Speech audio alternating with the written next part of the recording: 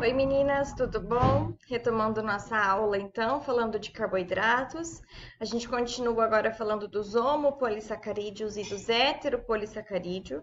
Homo vem de igual, então é quando eu tenho um polissacarídeo constituído por um único tipo de açúcar, tá? Como a gente vê aqui. No caso, o amido, o glicogênio, é reserva e armazenamento, né? O glicogênio para os mamíferos e o amido no caso das plantas. Então, são homopolissacarídeos. Os heteropolissacarídeos é quando eu tenho um polissacarídeo com dois açúcares diferentes ou três açúcares diferentes. Né? São mais relacionados à parte estrutural de insetos. O amido, então, que é o polissacarídeo de reserva nas plantas, tá? O amido, ele é a reserva das plantas e ele é digerido pelo nosso corpo, tá? Diferente da celulose. Então, o amido, a gente consegue degradar o amido, né? A gente faz a hidrólise do amido. E com a hidrólise do amido, remove moléculas, remove monossacarídeos de glicose que para nós vão ser armazenadas na forma de glicogênio. Então, a amilose é glicose unida de forma linear, não ramificada, e a amilopectina é glicose unida de forma ramificada, tá? Sempre moléculas de glicose.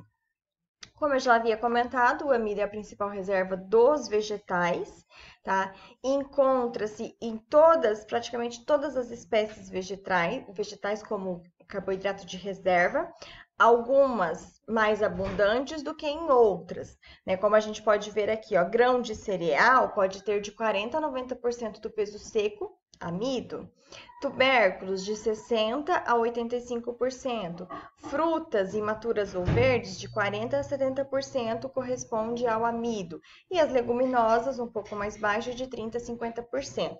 Mas de modo geral, todas as plantas têm aí como reserva nutricional o amido.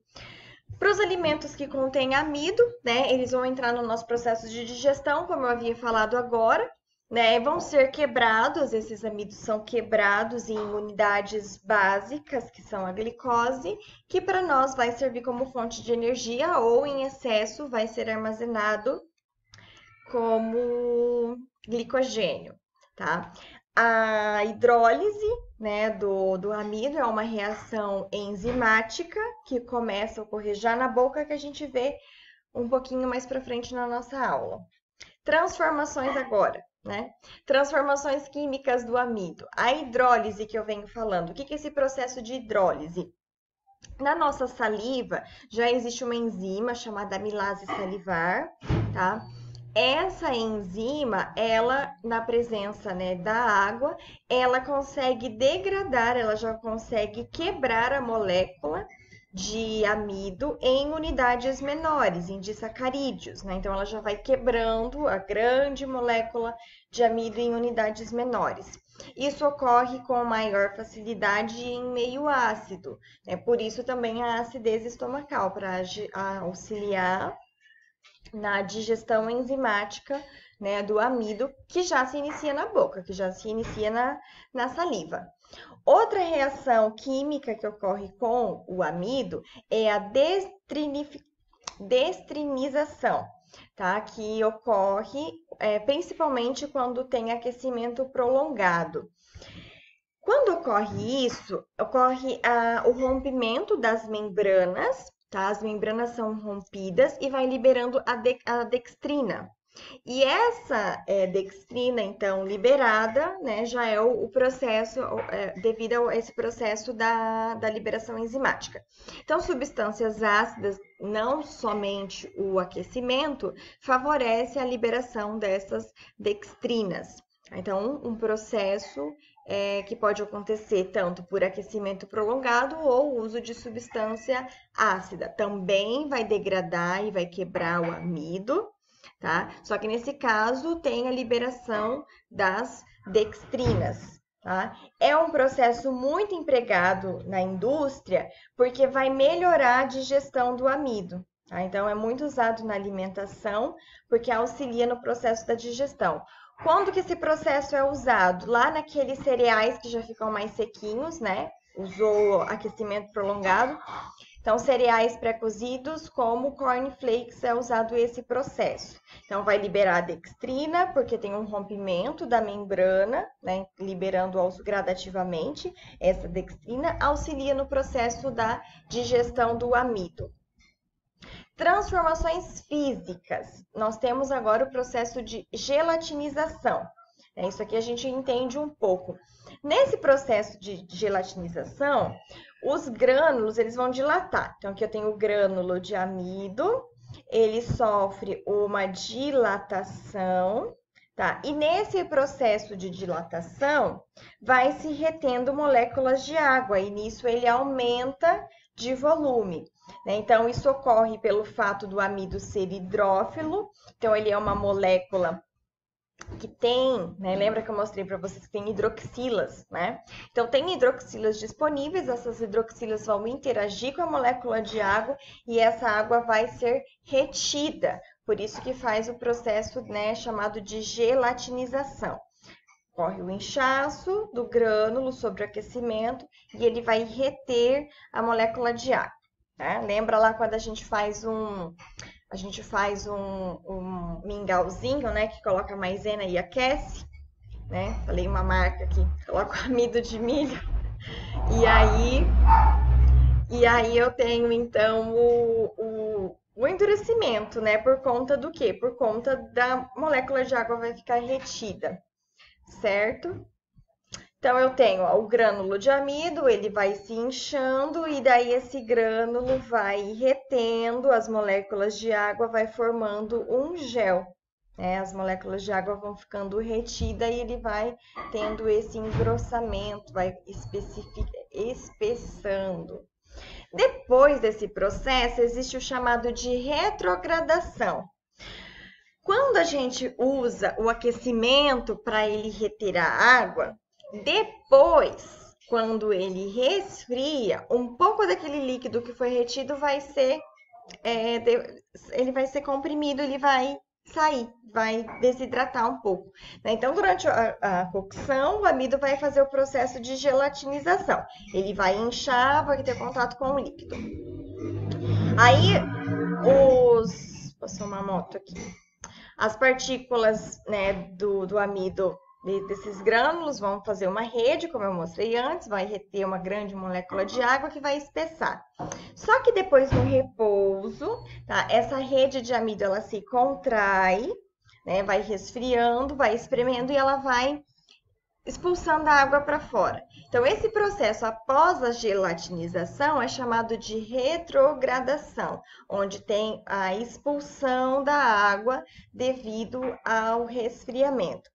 Ocorre principalmente em doces como pudins. Você prepara e depois fica uma aguinha lá no fundo. Aquela aguinha veio desse processo da retrogradação.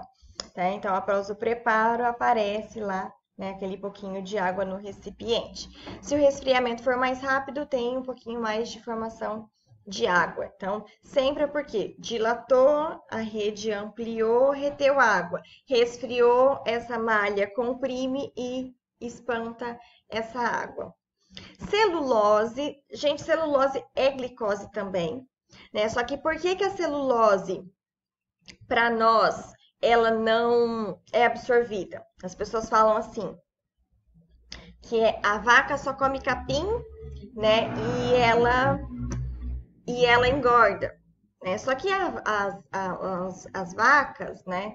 Elas têm uma enzima que consegue degradar as ligações beta-1,4 da celulose. As glicoses, os monossacarídeos do tipo glicose, que formam a celulose, são unidos por uma ligação chamada beta-1,4, uma bioquímica, tá? Lembra lá da bioquímica, ligação beta-1,4.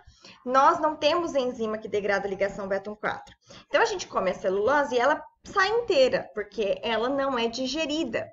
Né? Diferente dos ruminantes, eles conseguem quebrar essa ligação beta-1,4, porque eles têm uma enzima específica, e aí eles conseguem armazenar essa glicose. Então, a gente não consegue. Por isso que para nós ela é insolúvel, ela é resistente, ela vai fazer, na verdade, é fibra, né? Vai ser a nossa fibra. Vai reter a água e acaba auxiliando, por não ser digerida, acaba auxiliando na retenção de água, né? Para quem tem problemas aí do intestino preso. Agora, para nós, o glicogênio, sim, as ligações são alfa-1,4 e nós temos enzimas que degradam esse tipo de ligação. Então, as glicoses do glicogênio, elas são clivadas e liberadas uma a uma, de modo que daí a gente consiga usar essa glicose do glicogênio para produzir a nossa reserva energética, tá? Coisa que a gente não consegue fazer com a celulose. Então, a glicose, ela vai sendo armazenada, ó, nessa forma aqui, tá?